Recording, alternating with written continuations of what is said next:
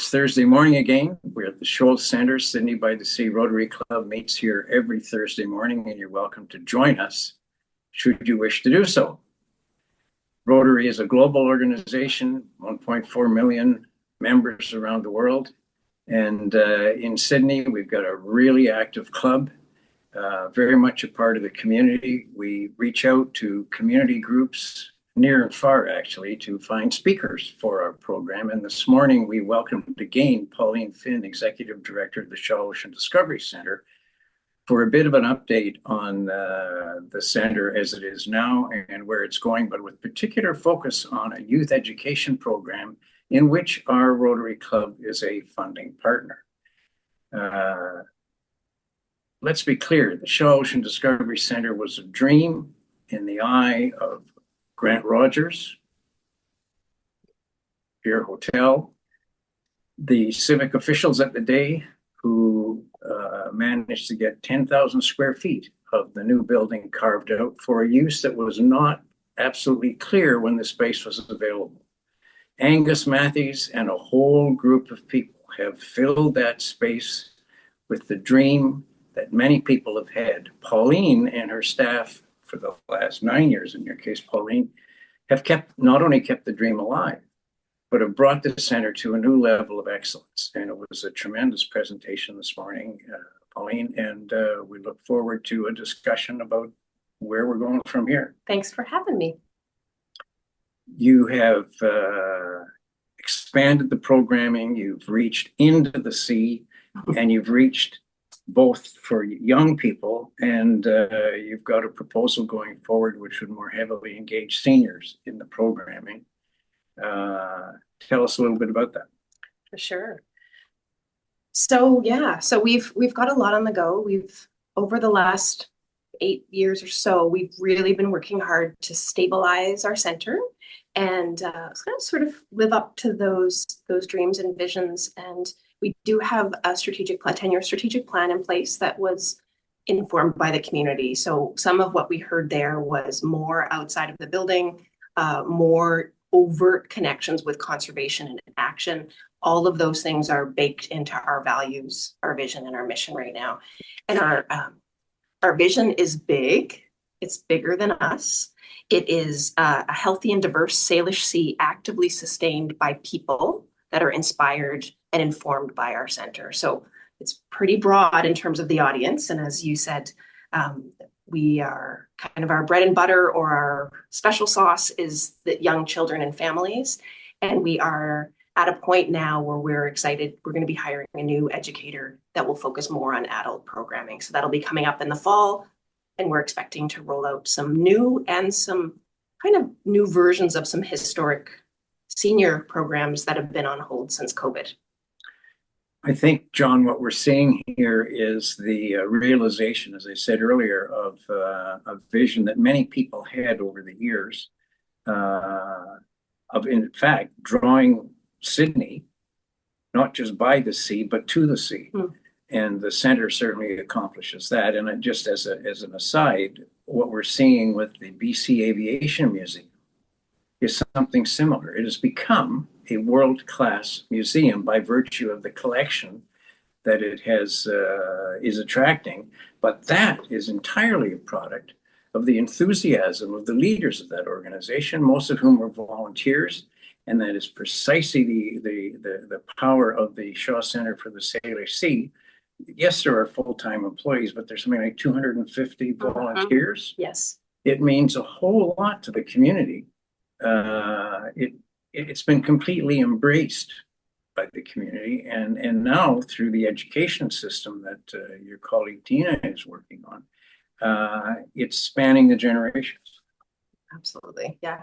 We're running our summer camps right now. Most of them are sold out.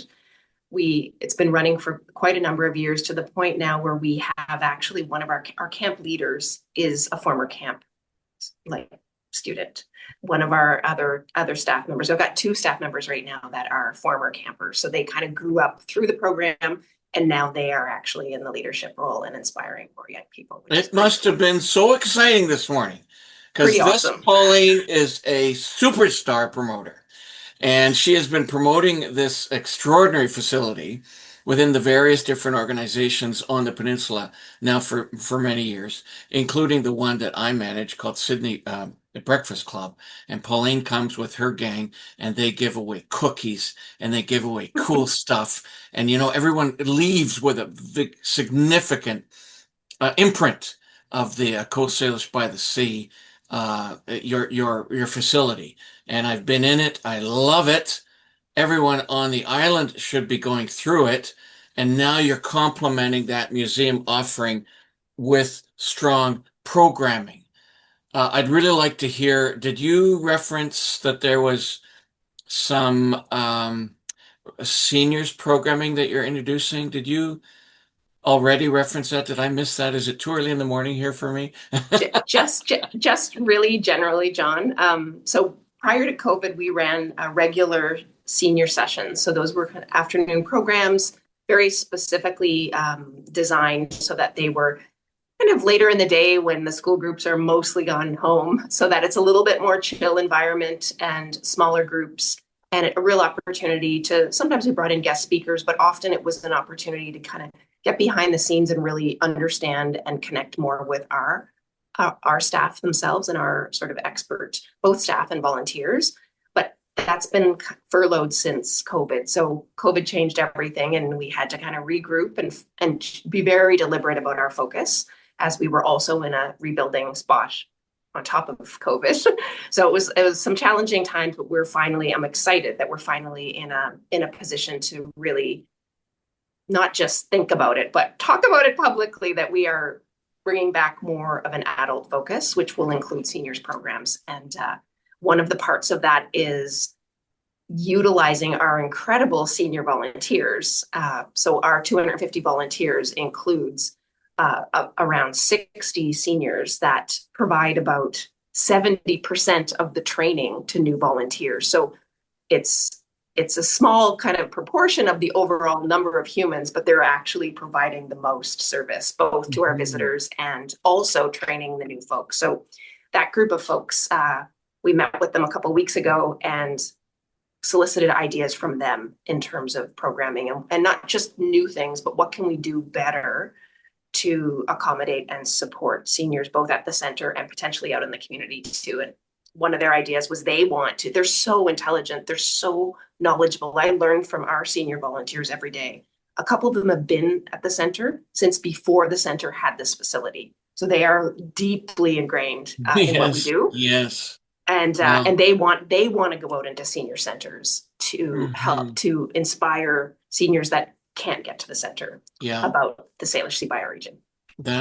Thank you. That is great. Love that facility and love Pauline and her team. That must have been an exciting session today. It was terrific. And the key thing about Pauline as a marketer, as you suggested, John, is that she's responsible for both the substance, the growth, the management of this facility, and letting people know in a very exciting way what's available in their community. She does both beautifully. I first saw the center when it was still at the 2x4 stage. It was on the first tour of industry that Saanich Peninsula Chamber of Commerce organized many years ago. In fact, it was the first stop. That's cool. And to see it at that stage and hear Pauline's and Tina's presentation this morning is fantastic. And all credit to your team and particularly the team of volunteers and the partnership with the town of Sidney.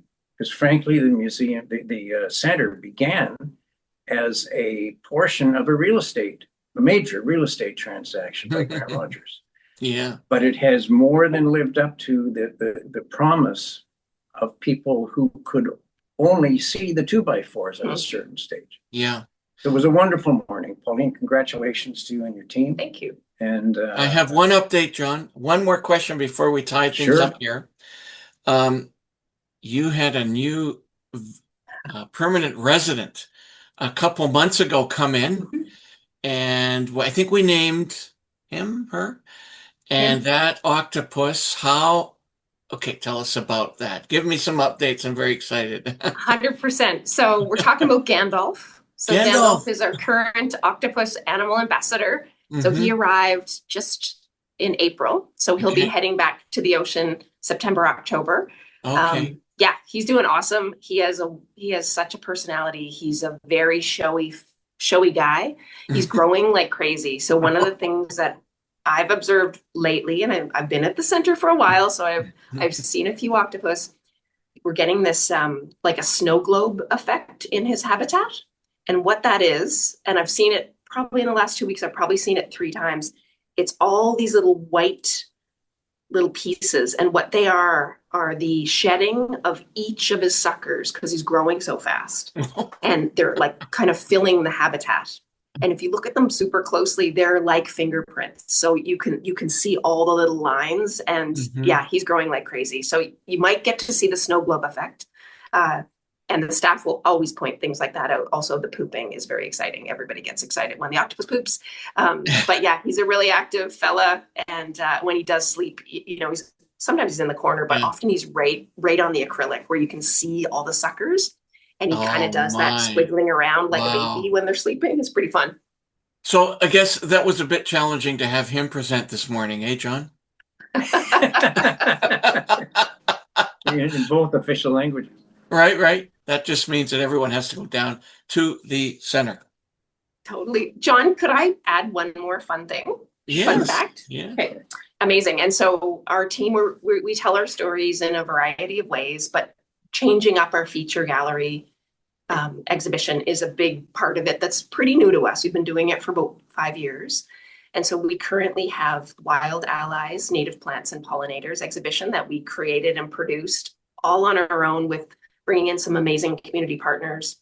And the town of Sidney gave us the opportunity to take the content into the park itself. So there's a beautiful little pollinator gallery, or not gallery, sorry. There's a beautiful little pollinator garden right there in Beacon Park that also highlights the Saanich names for all of the different native plants. And we are working with the town of Sidney and an organization, a company called Satinflower Nurseries, to expand the native plantings in the Beacon Park. So there'll be more education, more free education, all about rewilding this beautiful place, important place. I can't help myself, John. The center is spreading its tentacles everywhere. Good for you. Nice. There's the spirit of Gandalf. Pauline, thank you so very much for coming this morning. For those of you watching this video, please subscribe to our channel. John and I do interview our speakers after every meeting, and I think you'll over time realize why attending Sidney by the Sea Rotary, joining this club, is the best way you'll ever find to start a Thursday morning. Pauline, you were part of that today, and we really appreciate it. Thank you so much. Thanks, both. Thank you both. Take care now.